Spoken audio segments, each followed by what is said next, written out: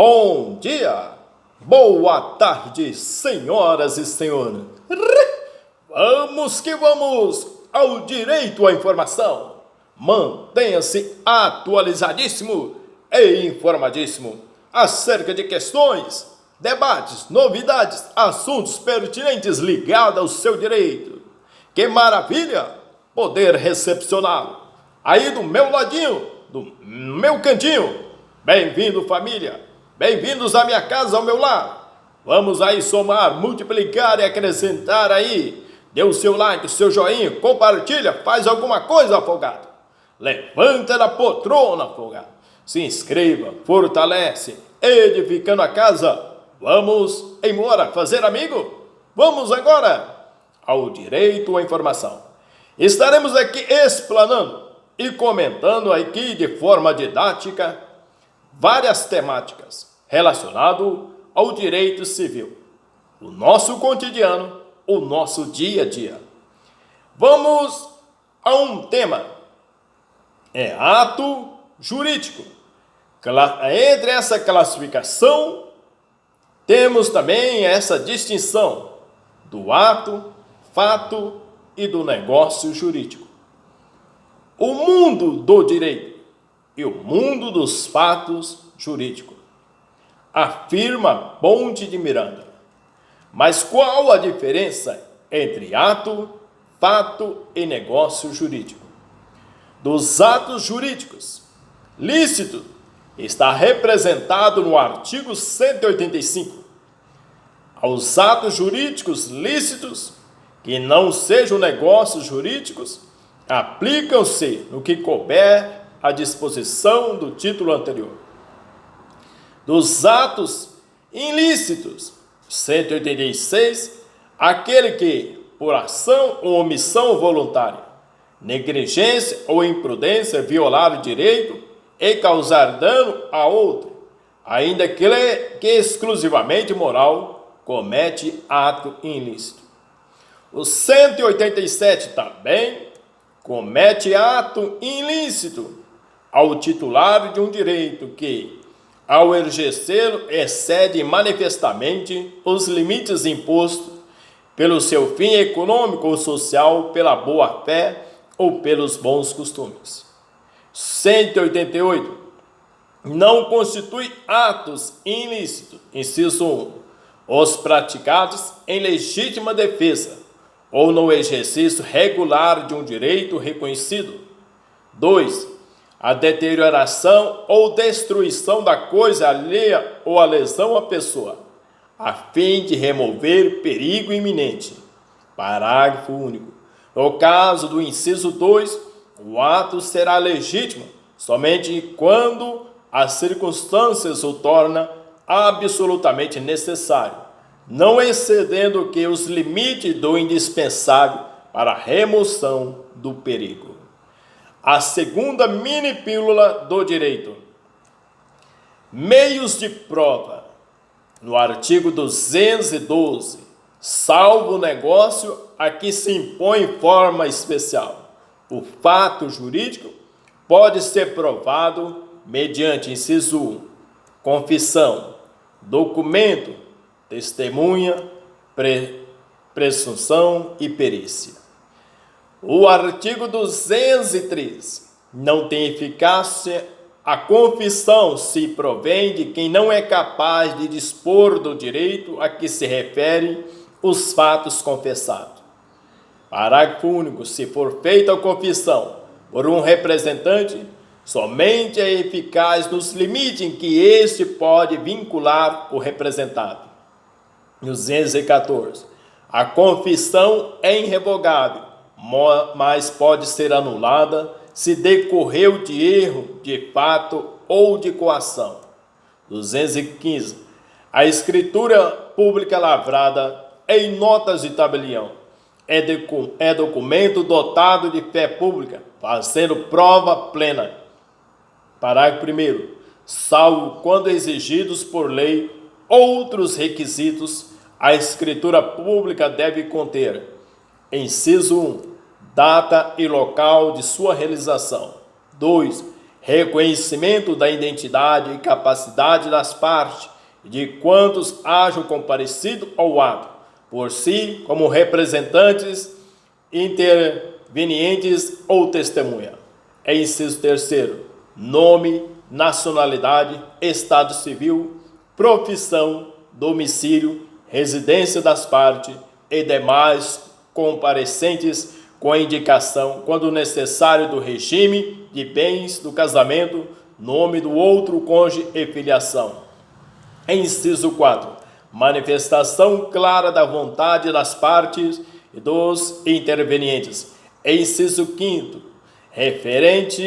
Referência ao cumprimento das exigências legais e fiscais inerentes à legitimidade do ato.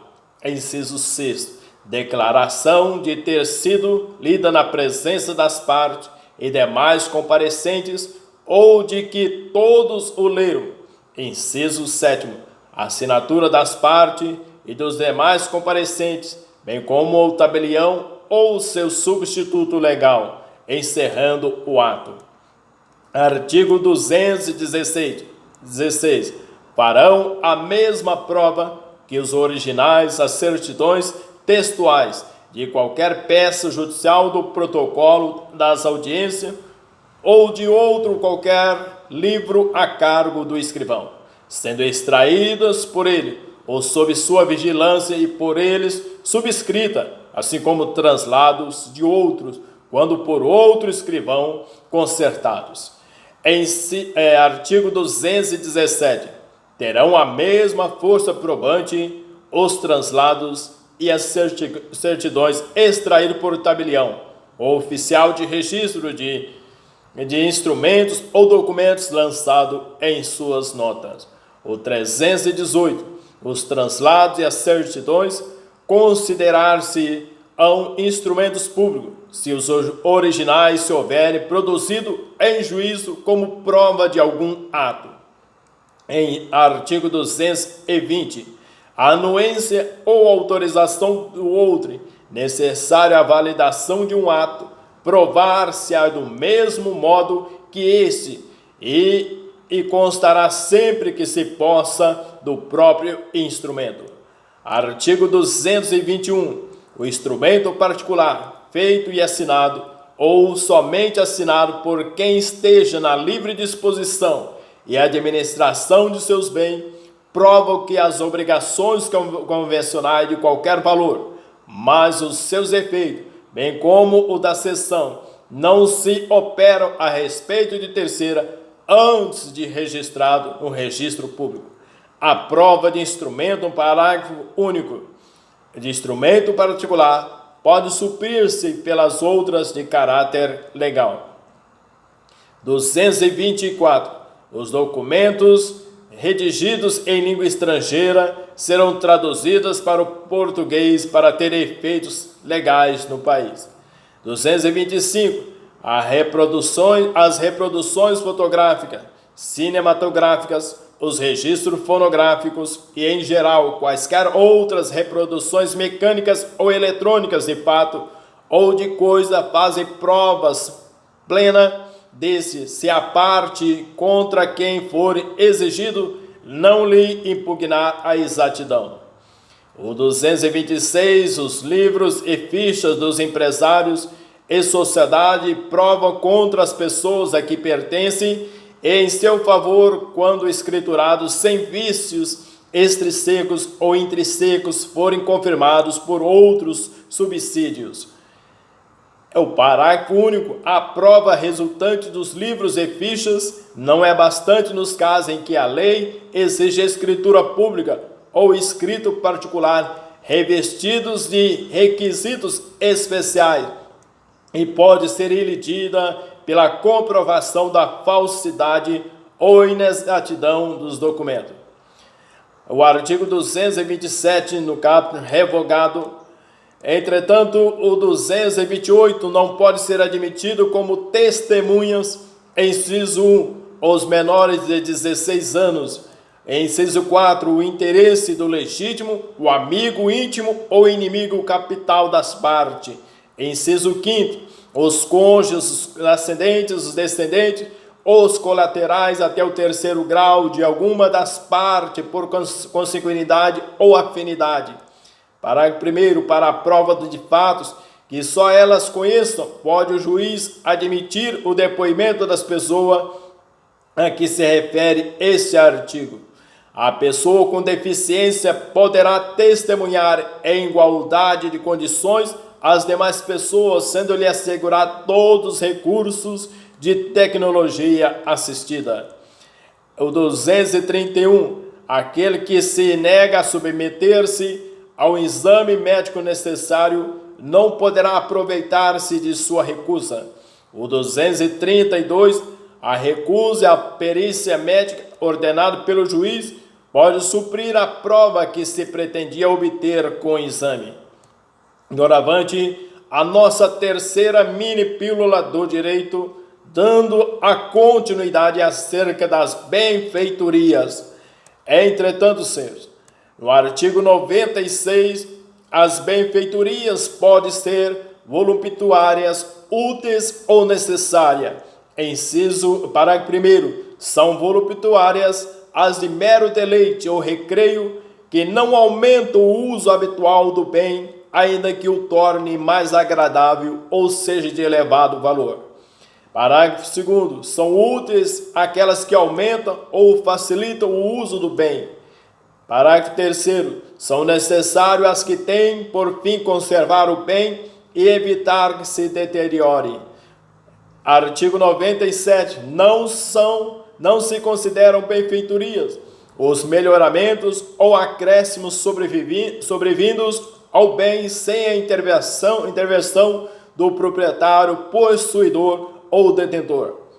E na locação de imóvel urbano, conforme a Lei 8.245 de 91, salvo expressa disposição em contrário às benfeitorias necessárias introduzida pelo locatário, ainda que não autorizado pelo locador, bem como as úteis, desde que autorizadas, serão indispensáveis e permite o exercício do direito de retenção.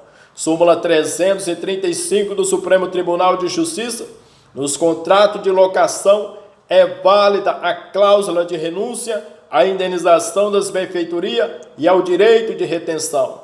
E na posse 1219, o possuidor de boa-fé tem direito à indenização das benfeitorias necessárias e úteis, bem como quantos a voluptuárias, se não lhe forem pagas, e a levantá-las quando ou puder, sem detrimento da coisa, e poderá exercer o direito de retenção pelo valor das benfeitorias necessárias e úteis.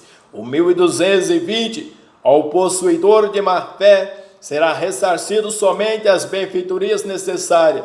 Não lhe assiste o direito de retenção pelas importâncias dessa, nem a de levantar as voluptuárias. O 1222, o reivindicante, obrigado a indenizar as benfeitorias ao possuidor de má-fé, tem o direito de optar entre o seu valor atual, o seu custo, ao possuidor de boa-fé. Indenizará o que? Pelo valor atual.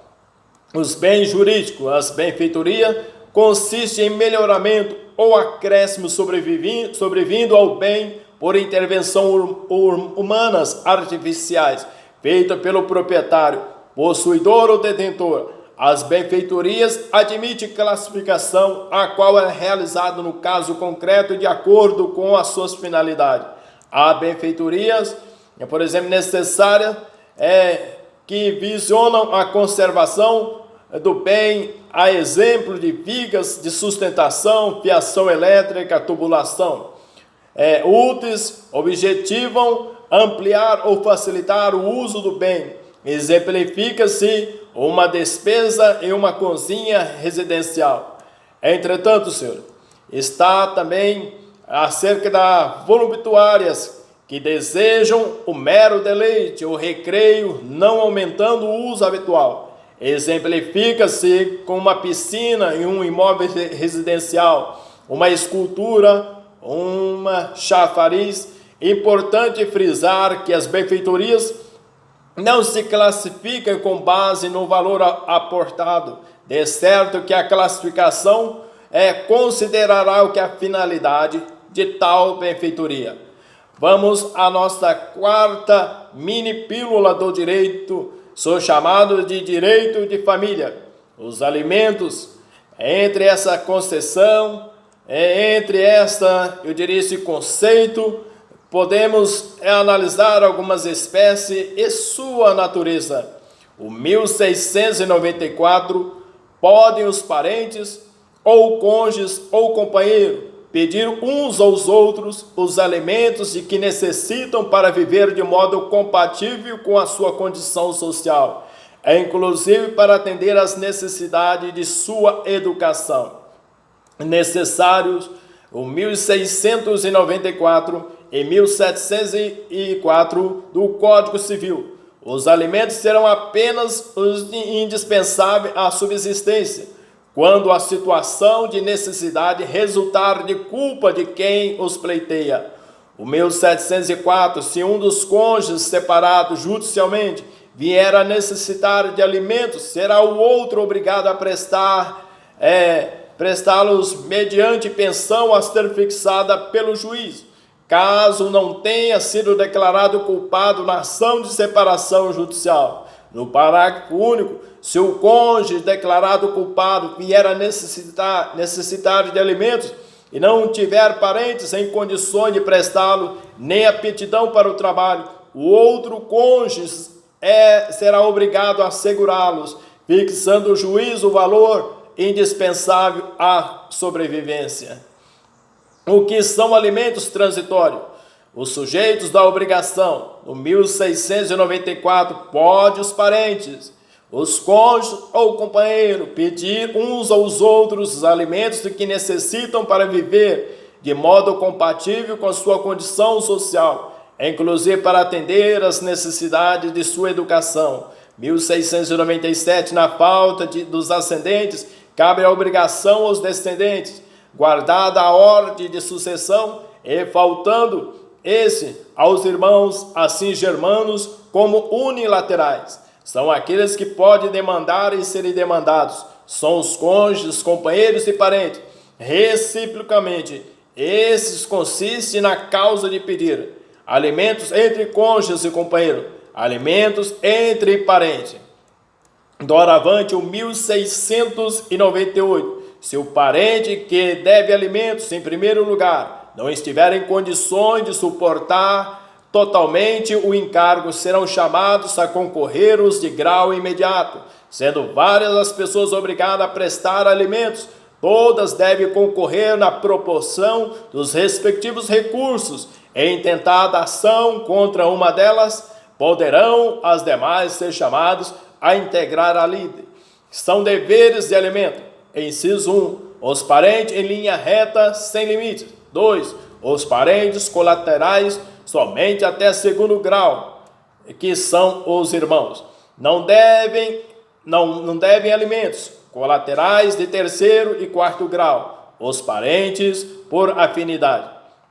Em relação aos avós, o Supremo Tribunal de Justiça, na súmula 596, a obrigação alimentar dos avós tem natureza complementar e subsidiária. Somente se configurará no caso de impossibilidade de total ou parcial de seu cumprimento pelos pais.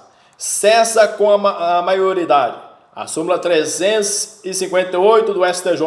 O cancelamento de pensão alimentícia de filho que atingiu a maioridade está sujeito à decisão judicial mediante contraditório, ainda que nos próprios autos. No caso de união estável ou concubinato do credor, exonera o alimentante, caso tenha procedido de indigno em face do devedor.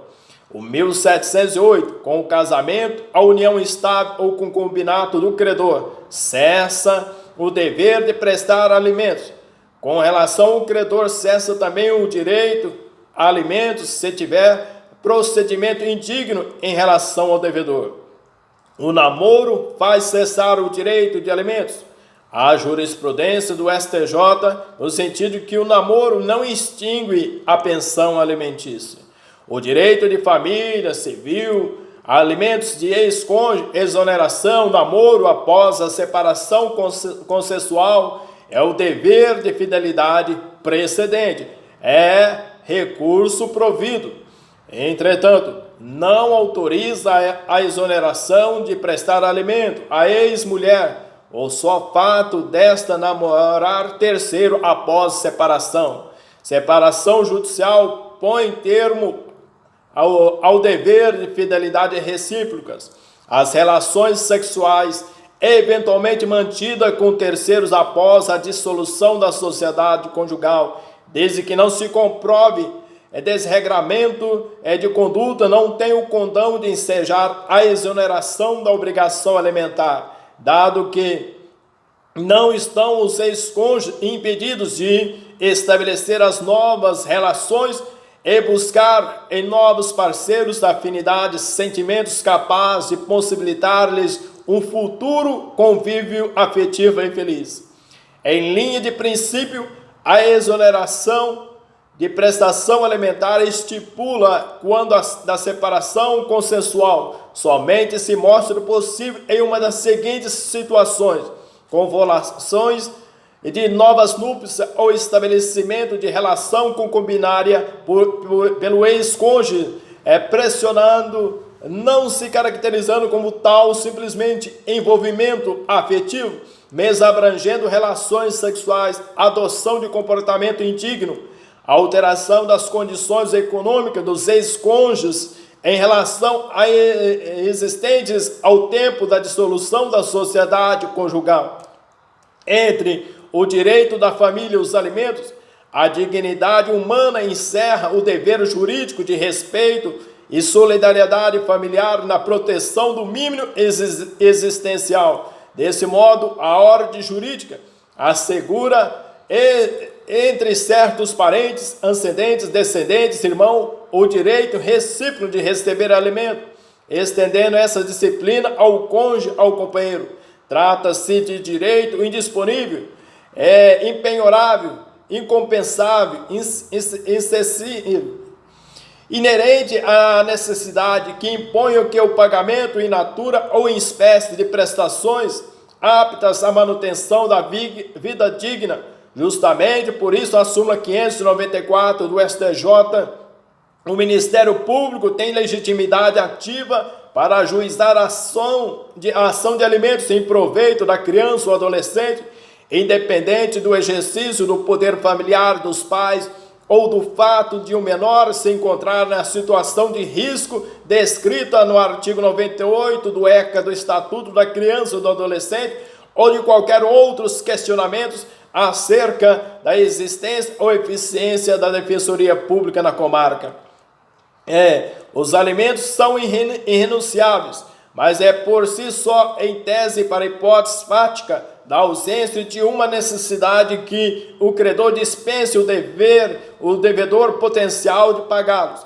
Entretanto, por exemplo, se o cônjuge, o ex-cônjuge, não quiser receber a pensão ou em tempo posterior, por abandono afetivo, a criança em tempo posterior poderá também pedir, eu diria, até mesmo uma indenização por dano moral, por falta de, por afeto, por não haver uma convivência, eu diria, relacionada de afeto, e que houve o total abandono parcial, ou total, ou por completo daquela pessoa.